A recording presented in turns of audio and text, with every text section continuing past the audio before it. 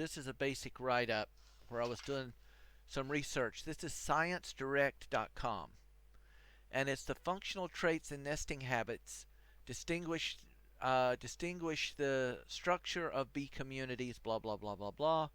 It's by the Forest Ecology and Management Division, Volume 496, dated 15 September 2021, item number 119351. And it's a big long paper done on American natural honeybees, their living environments and everything. And the basic thing is, and this is what got me to designing everything, that is, the nesting habitat is of particular importance for wild bees, which is what we're wanting to simulate. As most species have specific nesting requirements in terms of substrata type, nest building materials, and microclimate conditions. So we are trying to simulate a natural building and microclimate condition that the bees would find in the forest. Studies in Europe have indicated that availability of nesting resources, including substratas and building materials, are significant predicators of bee community composition. Again, we're providing them everything that they're going to need to fulfill those requirements, and are a limiting factor for wild bee diversity, affecting their response to habitat alterations. Clear cuts, roads moving through forest, agricultural fields, this thing. Nesting limitations may therefore have significant effects on wild bee survival, and these limitations and community responses are currently understudied. Wood or cavity nesting bees often utilize wood-boring beetle exit holes in dead wood for nest sites, and therefore may be more reliant on forest resources to meet their nesting requirements. So, instead of a beetle borehole, we're giving them an opening. We are fulfilling their requirements where they would normally bring in dead leaves, mud, or whatever, depending upon the species, to build their nest. For our bees, we are giving them every necessary requirement while still trying to emulate or simulate an old growth forest tree that they would be nesting in. It's the whole concept behind this. So let's get on into how I'm doing this and why. I am currently building a fully insulated beehive. I got the original idea from Vino Farm. This is a YouTube channel. The gentleman does a lot of good stuff. I would suggest if you're going to be looking at bees, and especially if you're new or not fully experienced, you check out a lot of his stuff. He's got a lot of good information on there. And it's Vino Farm. And what we're looking at is he's working with a Landstroth hive, but he's calling it the Bee Barn. He's got a Bee Barn 1 and a Bee Barn 2. And as you can see here, he's got entrance holes on the 1. Number 2, there's no longer any entrance holes, and he explains all of this. What caught my interest, though, was I got thinking, what actually is required by honeybees? I mean, what do they need?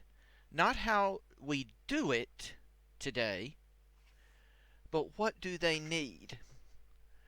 And how could I replicate as closely as possible a natural environment as a hobby beekeeper? This is very important. A hobby beekeeper. In other words, this gentleman here, he wants to process honey. He runs a honey farm. So he wants to get as much honey out. So his design is set up to do winter feeding, pollen patties, and things like this. All right. I want to remove all of that.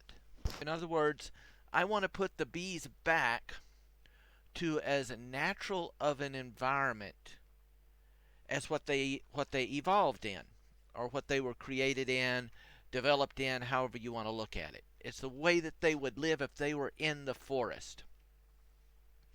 So I wanted to provide them a hive that was as close to an old growth forest habitat as possible.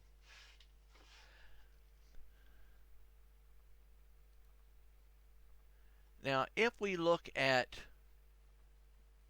a typical honey tree, you will notice there are no secondary entrances and so on into this. There's no ventilations, there's no place to put uh, sugar water, none of that. This is how the bees developed. And I wanted to try and create a similar habitat for the bees while still allowing me ease of transport if I needed to move the hive, if I needed to, when I wanted to collect honey, that kind of thing. The collection of honey in this design for myself is secondary. We're building a new house. I'm putting together a Japanese style gravel and high bed outside garden. I've got an area that I'm going to be growing sugar beets. I've got an area that I'm going to be growing corn. And then I've got a 4 meter by 7 meter greenhouse. Then we're also going to have some fruit trees on the property. So I want the bees mainly for pollination. And my count is to eventually, if this works, then to build a second one and have 2 hives on the property. So I started looking at old growth forest and how the bees lived naturally. Because I am in Germany, I'm not using a Langstroth. I'm using the ones that they use over here, a Dieter and something else. But the thing is if you look at these, you will notice there is a primary point in where these bees are living. They've got an outer insulation coating, okay, that still allows some air movement as far as moisture, not air. It allows moisture movement. And then they have a very thick inner core where they're building their nest. And this again is for insulation. The boxes that we use today are little thin pine. They're not really good for insulation. If you don't waterproof them properly, they get mold and mildew. It's just, the concept for ease of beekeeping is good. In my opinion, though, the design is flawed in many areas. But that's just my opinion. So, how do I replicate this here? Whoops, that's not what I wanted you to do. How do I replicate this here? Was my final determination. And using that along with some concepts that he used here is what I developed. And this will be the first year that I'm doing this particular design, so I'm not even sure if it will work. I will not know for certain until next year after we have a winter. Right now this is February. I've got this built. We will go through the whole thing in real time, and you'll be able to see all the components. But this is basically what has went on. Most people on a bottom box will simply use a regular hive box, and then on this they would stack their honey box. When the honey box is full, they'd remove it. And then in the winter they'd put on an insulating box where they'd have their liquid food or whatever that they're feeding the bees. Some of them have little inserts where they'll put the inserts down into it that takes up one of the cavity points to feed the bees.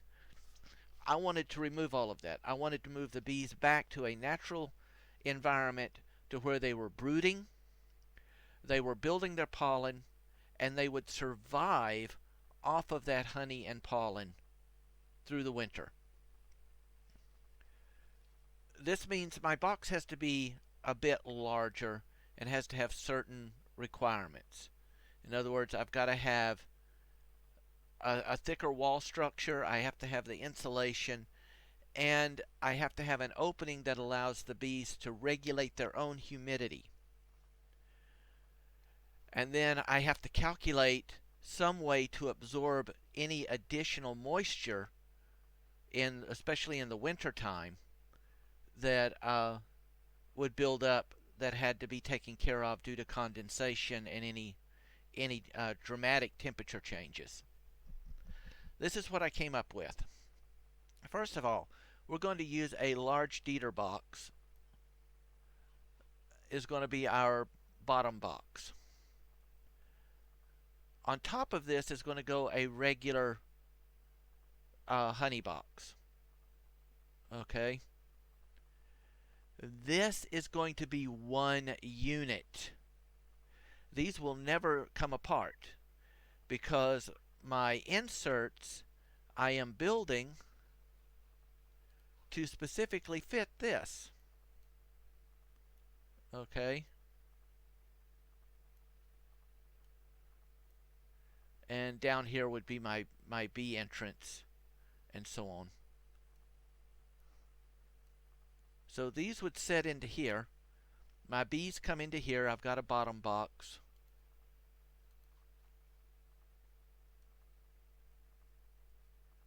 There's my bottom box where my Varroa has my Varroa net and all of that, and the bee entrance where they would enter in and out. You'll see that when we get down to the actual video. But I made these out of a large and a normal insert, and I'll show you how I did those. It's not the best design. I have another design in mind to improve it, but again, this is just an initial year testing, so I didn't want to put a lot of money in stuff. A lot of the outside wood and so on is spare wood that I had from building the greenhouse, so we have to make a few modifications on that. The concept is you have this section here. This is permanent. Alright. This will be the brood box and enough space and area for them to store pollen and honey. On top of this will go a honey box. When this box is full, it will come off. It will come out. And that one's now full.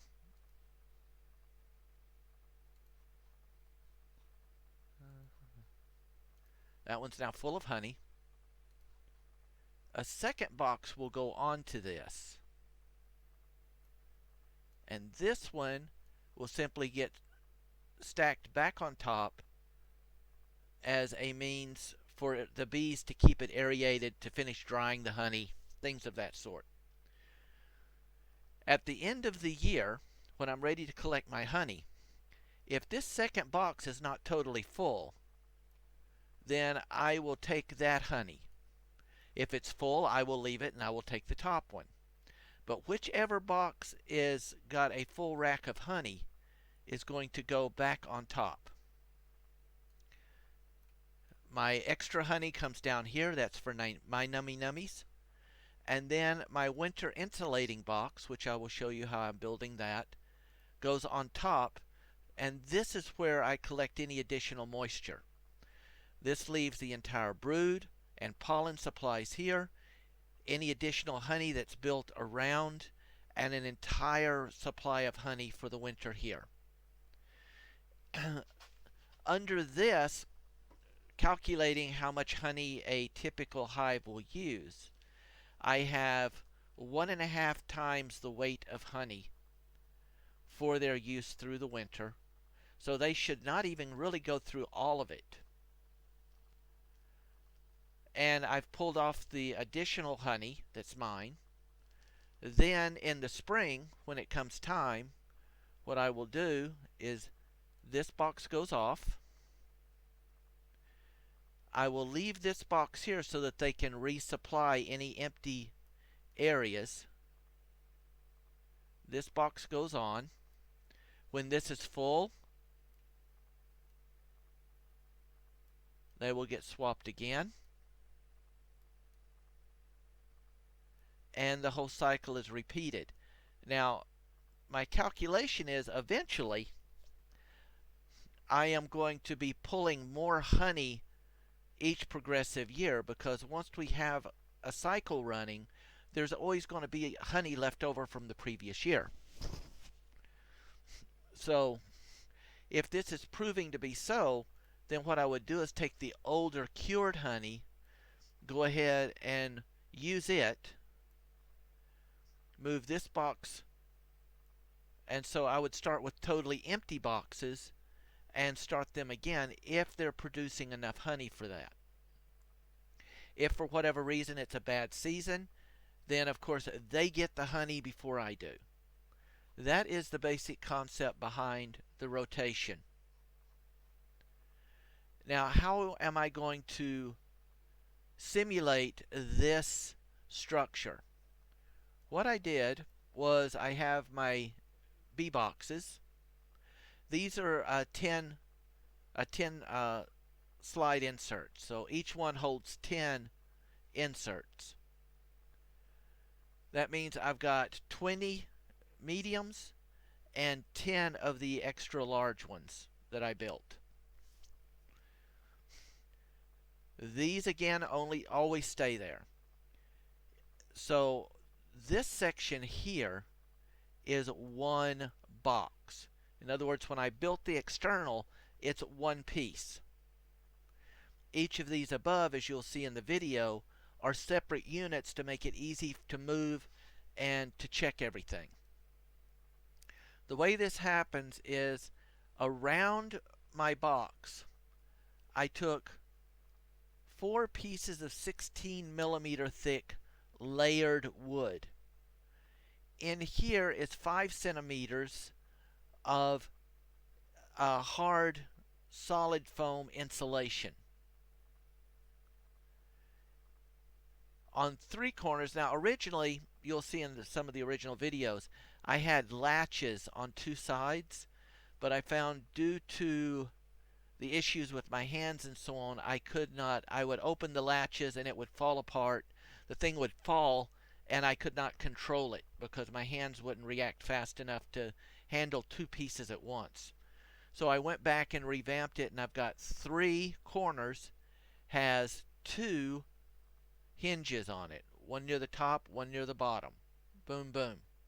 This allows these to open up, and the foam in here, you'll see, is the same. Actually, what I did, all of this, the outside is 64 by 54, so I cut the foam accordingly, which was a 54 by 54. So in actuality,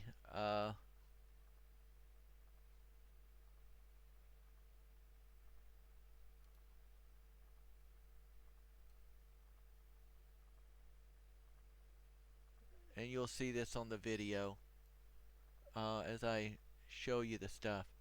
In actuality, it is more like that. Okay, this is the short sides are 54s, and because of the thickness, it gives me 50. So I cut everything according. So all the inside foam, the insulation, is all the same length. This allows me an outer area which is waterproofed.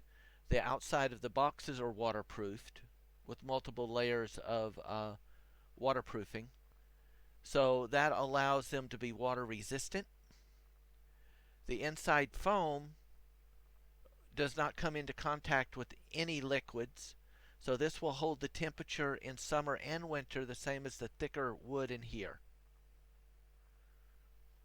And then the bee box itself.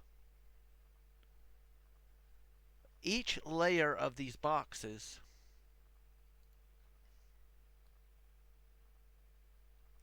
when I built these, and you will again see this later,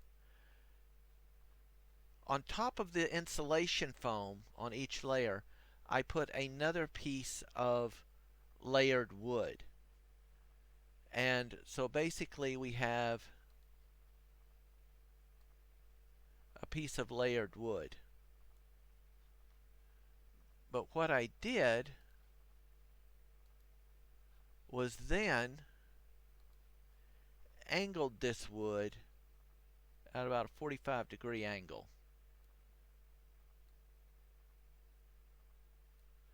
This way, when the next box goes on top, the bottom of the foam is cut so that it as well then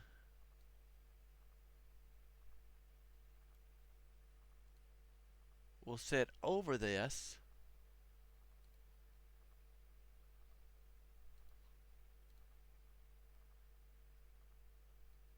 And so it secures and makes this more air and watertight.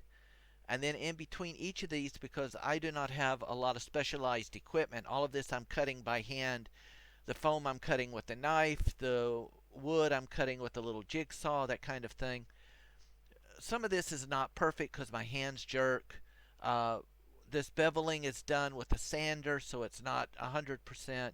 So I also have a piece of weather stripping that runs along this outside edge to fill in any gaps. So this is basically the same as this tree. It is 99.9% air and watertight. The bee, it's not the moisture that kills bees so much as the mold and everything associated with moisture. So this allows the bees to regulate their own temperature the same as they would in the tree out of the single opening. It allows them honey for the winter. It allows them a brood box area. It allows them additional area for pollen and food resources. It still allows me to be able to take off some honey for my use.